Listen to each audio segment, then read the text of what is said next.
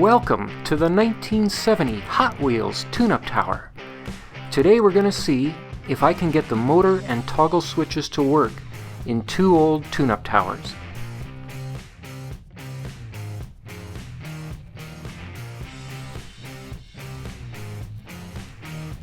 The first thing we have to do is get the roof off. It's easy on the first tower because it doesn't have a roof. The second tower does have a roof, but it comes right off. The reason it's simple is there's one plastic clip on the left and the other one is snapped off. So what do you do if you have a roof that's not broken? I use a sturdy, flat piece of plastic, stick it under the back side of the roof, then twist to apply pressure up the middle, and it comes right off with the plastic clips intact.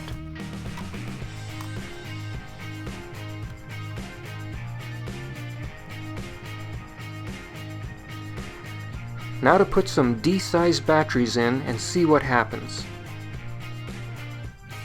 On the first tower, the down button for the elevator works, and the on button for the treadmill runs. But there's a problem with the treadmill toggle. The motor runs, but the gearing for the treadmill doesn't engage. The swing arm for the toggle switch isn't moving. It's supposed to go like this. Now the gearing activates. There must be a break between the toggle switch and the swing arm.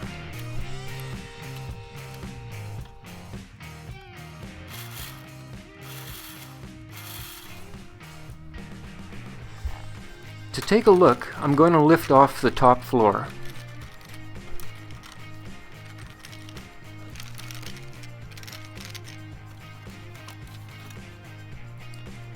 My first question: can the housing on top of the motor be removed? There are two connections in the front.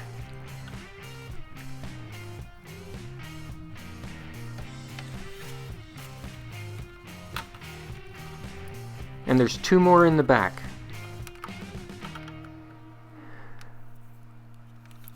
I'm going to drill these out, and I'll have to go through the floor in the back.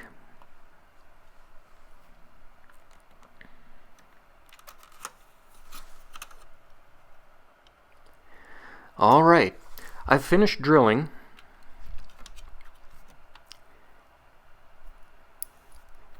Here in the front, and it took me 2 tries to get it in the back.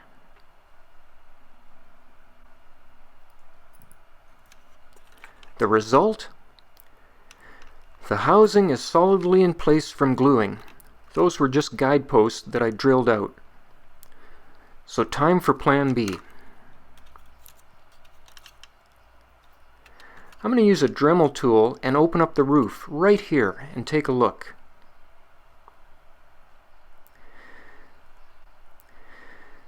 Now, with the roof exposed, you can see the swing arm connection to the toggle switch.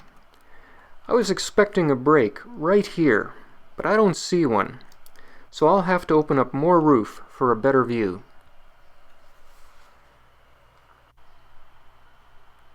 Okay, here's a look at the entire toggle switch mechanism, and for sure, nothing is broken.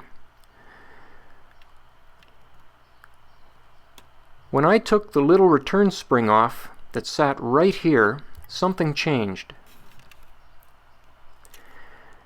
Now the toggle switch moves the swing arm freely. I have no idea how a factory installed spring got too tight, but there you go. Now checking the elevator down switch. It's good. The up switch? Nothing.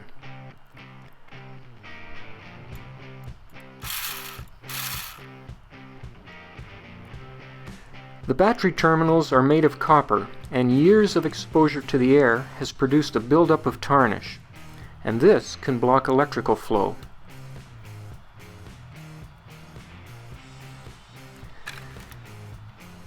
There are 2 contacts inside the housing, one short and one long. To get these out for cleaning, I'll use a flat slot head screwdriver. to lift up the end and unlock it. Here through the roof,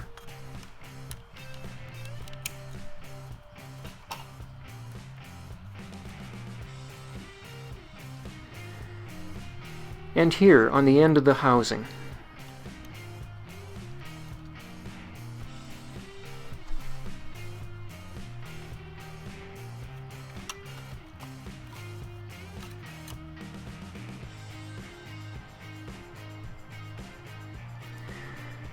The next step is a simple chemical cleaning that uses salt and vinegar in one container,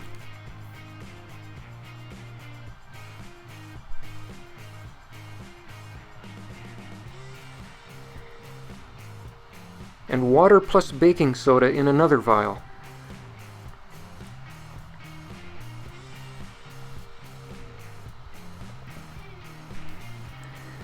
The first container is an acid solution. Vinegar is acetic acid.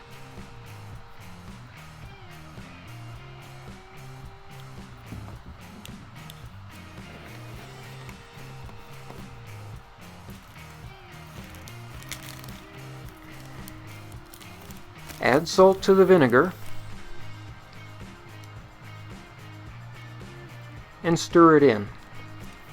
The salt and vinegar give us a nice combination of acidity and corrosiveness to eat away the tarnish.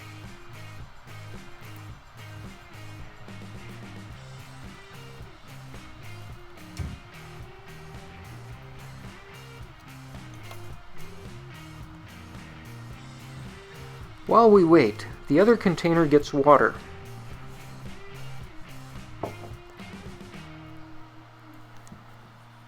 And a small spoonful of baking soda, which is sodium bicarbonate.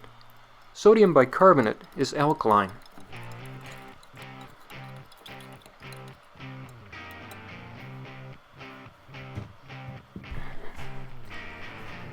So after just a minute or so, we can pull the copper out of the acid solution. And you can see how it's cleaned a fair bit of the tarnish off. It then goes in the alkaline solution to neutralize the acid's corrosive action.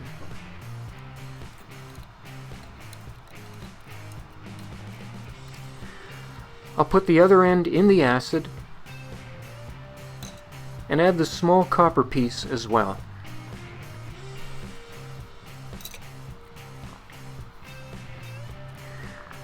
For the battery contacts that are riveted into the housing, I'll clean them off with a Q-tip dipped in the acid, and then use the alkaline solution to neutralize the reaction.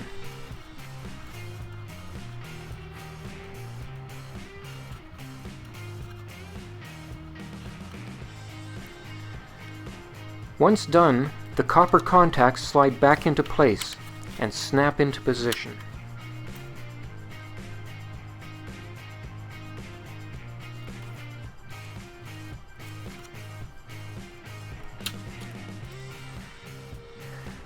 Let's see what happens now.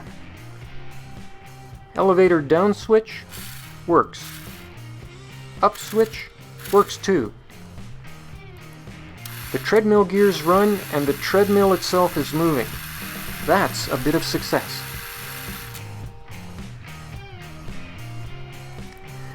Now on to the second tune-up tower. The batteries are in, here we go. Down switch for the elevator, nothing. Treadmill switch, nothing.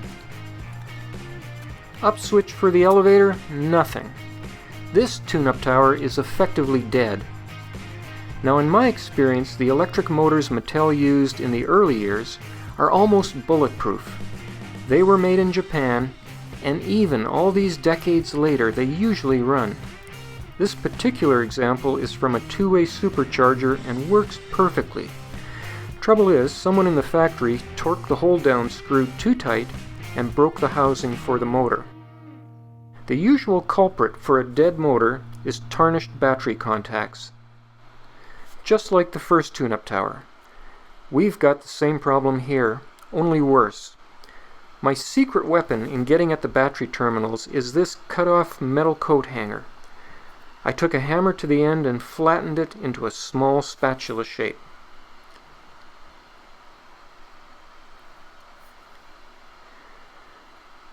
So now I can use it to lift up the long battery contact and pull it out.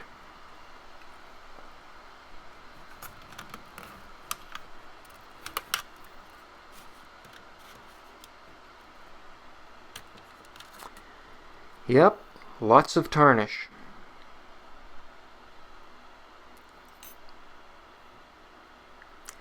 And my tool works great to sneak under the roof and unlock the short contact.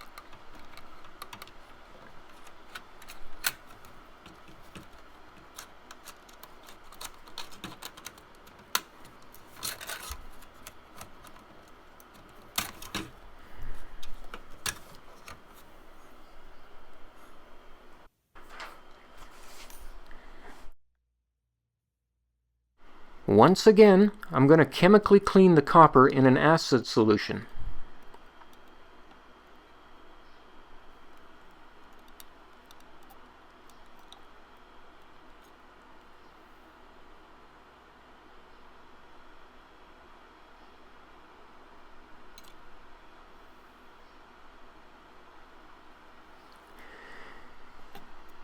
And after a minute, check out the tarnish that's been removed.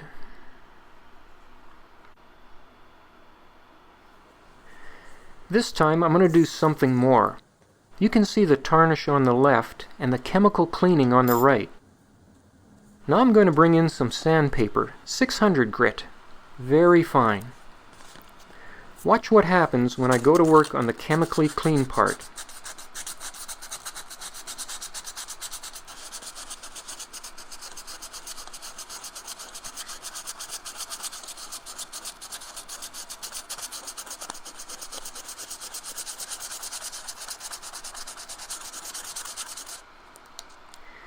Here the full luster of the copper is restored with a light honey color.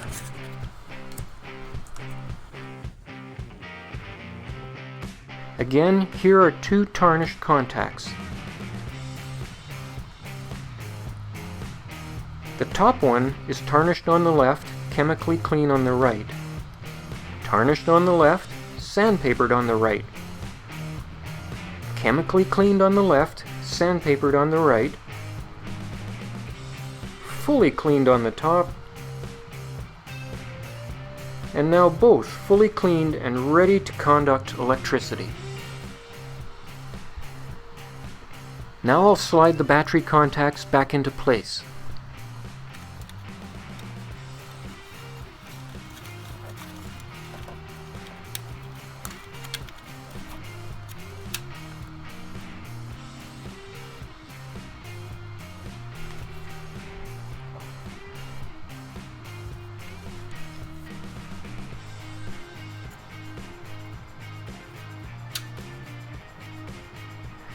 The riveted terminals have been cleaned and foam backing added to improve contact.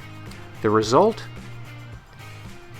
Down switch for the elevator works, up switch works, and the treadmill switch works. However, the treadmill itself doesn't run. I'll start working on that in the next video.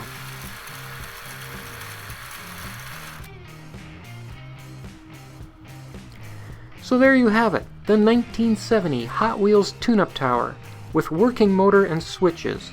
It makes Hot Wheels still fast, still fun.